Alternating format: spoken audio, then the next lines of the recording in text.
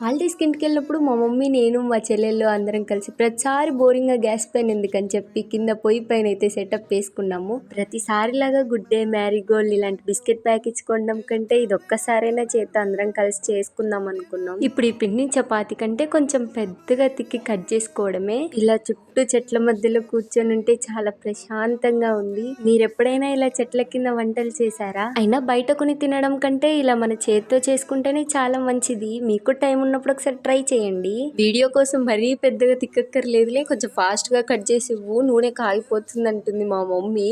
అయినా వాళ్ళు చెప్పిన మాట ఫాస్ట్ గా వినలేదంటే మాత్రం నెక్స్ట్ మినిట్ ఏమైద్దో మనకే తెలీదు. అవి కట్ చేసిన వెంటనే బ్రిక్స్ లా వస్తాయి. అవి తీసేటప్పుడు చాలా బాగుంటుంది సరదాగా.